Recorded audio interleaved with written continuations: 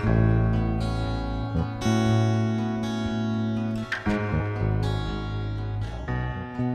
астрологии принято считать, что возраст души можно определять по знаку зодиака. Например, Овен – самые молодые души, Рыбы – самые старые. Но по круголету числа Бога лето начинает с сентября, и, например, Овен уже далеко не первый знак. Какая система верна из этих? Просто в славянской астрологии эта точка начальной смещена. И Овну соответствует другой знак, он также смещен, и есть такая же начальная точка. Как правило, люди, рождающиеся в Овнах, это молодые души. Но вот бывает ситуация, когда это души, проходящие начальный цикл. То есть душа может быть не сильно молодая, но она проходит начальный цикл. Переместилась, предположим, из какой-то другой области на Землю и проходит цикл.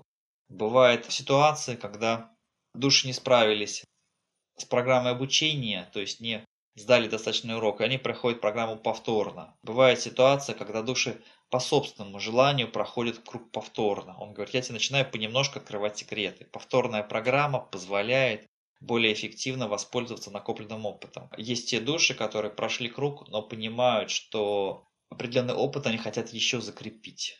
Он говорит, в том случае идет закрепление опыта.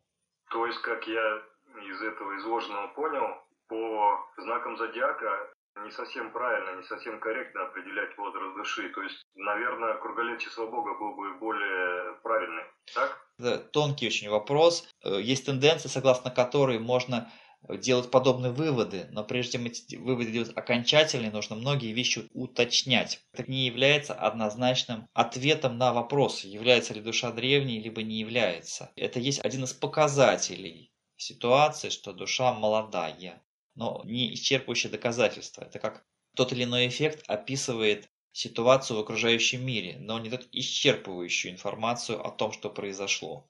Так и принадлежность к знаку зодиака еще не является исчерпывающей информацией о человеке. Ну, это я понял, я имел в виду чисто система. То есть я понимаю, что знаки могут сдвигаться, и можно повторять, можно закреплять. А чисто система, начало отсчета. В круголете числа Бога совсем другое есть, чем в системе зодиака. То есть из этих систем как... В круголете числа Бога та же самая система, там есть начальная точка. Только тут начальная точка Овен, там начальная точка по-другому обозначена. Таких систем достаточно много. В других созвездиях у них там немножко может быть другая система. Есть места, где 64 и больше знаков. Чем души более развиты, тем этих знаков больше. Потому что важны эти полутона, которые определяют индивидуальность личности, индивидуальной сущности. Всегда есть начальная точка и всегда есть конечная точка. Есть начало цикла и завершение цикла. Очень немногие души проходят закрепление. Бывают эти вещи принудительные, но принудительно это больше определяется не как закрепление опыта, а повторная программа обучения для повторного экзамена. Плюс закрепление опыта в том, что можно, перейдя на следующую шахматную доску, перейти в твердом качестве, а не как новичок. То есть у каждого созвездия, у каждой планеты, где есть цивилизация и развиваются души, сущности, есть своя система отсчета. Так я понимаю. Вообще корректно считать именно так, потому что на каждом планете свой уровень развития. Если ты перемещаешься с равных планет, можно использовать старую систему. В каждой планете система исчисления свои. Разное звездное небо, разные углы траектории воздействия планет. Если то, что ты можешь посчитать в планетарной системе вашего Солнца, бессмысленно считать в планетарной системе другого Солнца. Там расположение звезд другое, другие планеты, другие элементы влияния. Достаточно много звездных систем, где ситуация и уровень приблизительно такой же, как и у вас. Но у них другие точки отсчета и другие единицы измерений, и числовые количества другие. И система измерения, которая говорит, у вас есть в Солнечной системе, она не подходит, например, другой Солнечной системе, даже равной по всем параметрам, по всем качествам. Это как пытаться оценивать способности притяжения на разном отдалении от центра тяжести. Если ты живешь в горах, одна ситуация. Если ты живешь на равнине, в низком месте другая ситуация. Что над вами одно и то же небо, один и тот же космос, но ситуация она разная.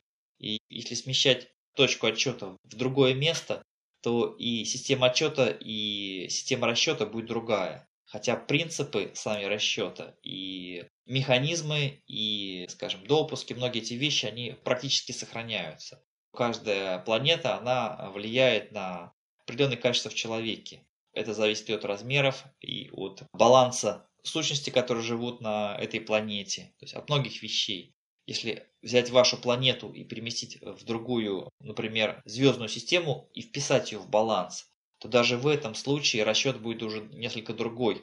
Возможности этой планеты и коэффициент влияния будет другой. И эти зазоры они достаточно важные. Работает для Земли расчетная таблица, она не будет работать в другой звездной системе, даже если скопировать многие факторы, вплоть до размеров планет. Кроме всего прочего, еще и есть параметры светила. Бывает еще и двойное светило. И от этого тоже зависит система расчетов. Но это более глубокие знания в астрологии. Сейчас их обсуждать детально, он не видит смысла. Thank you.